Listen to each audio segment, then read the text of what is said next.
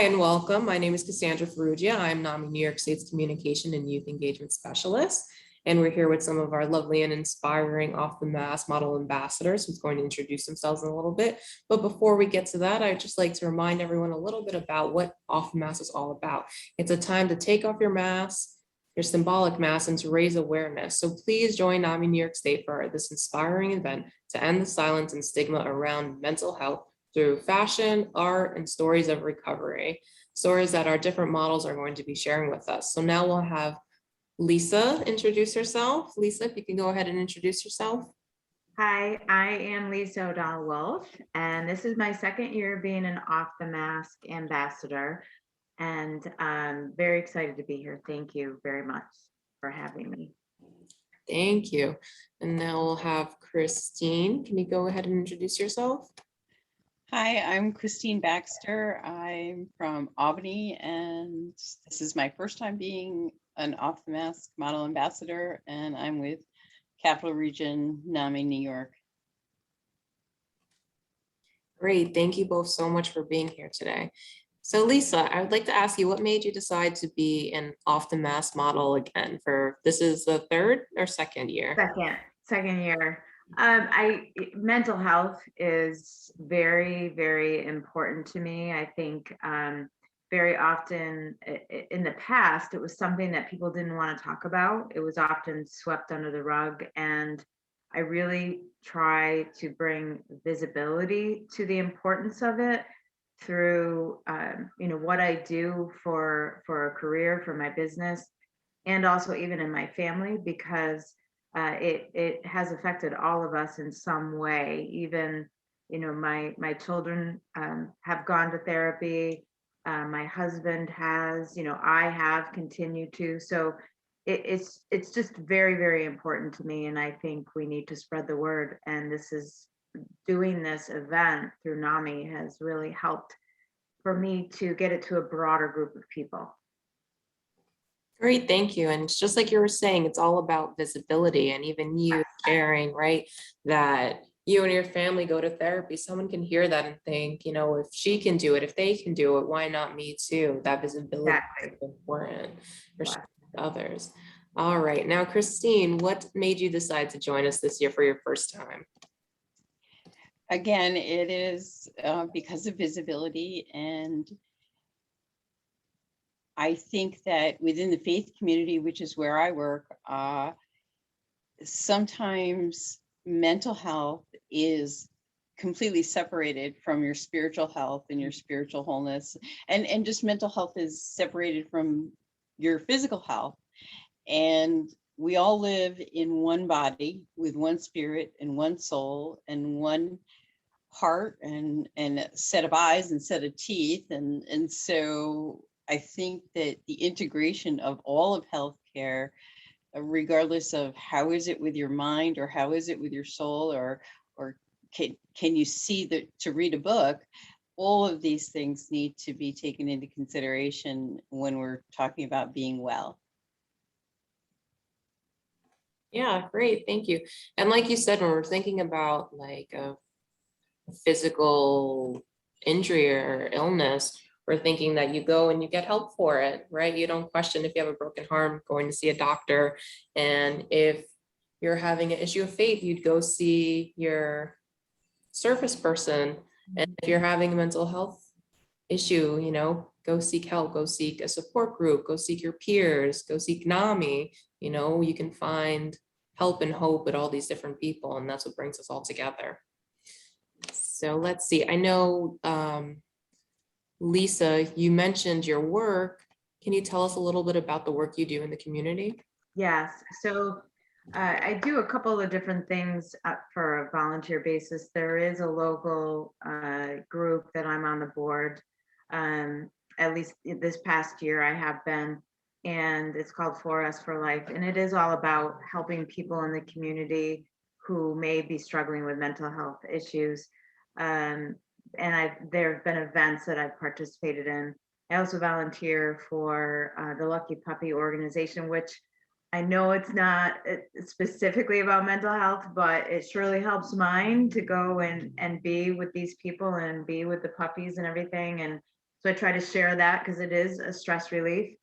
And then lastly, my business, Lisa Wolfe, my coaching business is all about helping women who may be overwhelmed from stress learn how to put themselves first without feeling guilty. And it all goes back to making sure that their nutrition is sound, that they have a consistent movement or exercise program, whatever you want to call it. Because sometimes people think about exercise and they think, ugh, I don't like it. But this is about just moving your body in a way that you enjoy, and also self-care. If we do not take care of ourselves, then we can't be the best version for our family. You know, we need to be selfish, if you will, and take care of ourselves first so that we can be everything that we need to be for our family.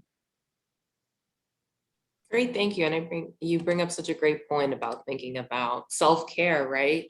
If we're not taking care of ourselves first, how can we help others? And Exactly. I'll speak for my own mother, that, always worrying about everyone else, thinking of yourself last, you get Yes. burned out. We have to make sure we're taking care of ourselves so we're not pouring from an empty cup. So such a great lesson to share. Thank you. Especially now too with the pandemic. I mean, some of the people who I have gone to visit, through the services that I offer, I just can sense the stress is palpable on people right now. And it makes me I wish I could reach more people and help more people, because it is a very difficult time right now. Yeah, for sure. A lot of people are experiencing some burnout and could use a little extra support. So it's Yeah. really important work you're doing. I'm sure Thank you. I would appreciate it. All right. And Christine, can you tell us a little bit about the work you're doing in the faith community? Within the faith community, I think the biggest awareness issue is the stigma among faith professionals, clergy people, moms, any professional religious leader has a very difficult time saying that they need to be cared for as well. They can't stand in front of their faith community and say, I'm hurting, take care of me, because it is their job to take care of their faith community. But they need to develop a system with peers, and that's why I like NAMI so much, is that you can have a faith peer or a mental health peer. It doesn't matter whether your faith is the same or of no faith at all. And that's the person that you have this confidential relationship with, where you can, where it is okay to not be okay. Because sometimes when you're the leader, you have to be okay, or be okay most of the time. And with a peer and with a peer group, you can let down that guard and take off that mask and say, yes, I'm vulnerable too. You need to show it a little bit to your community, but you also need to be able to be vulnerable in places where it's safe. Yeah, for sure. And it's leaders like that and mental health professionals that are making the spaces where people can feel comfortable talking, like NAMI. NAMI creates safe places for people to talk about their mental health, to start the conversation, to end the stigma, and thinking about, how we all need support, just any caregiver, mothers, people who are caregivers at home. There's construction and my whole apartment just shook.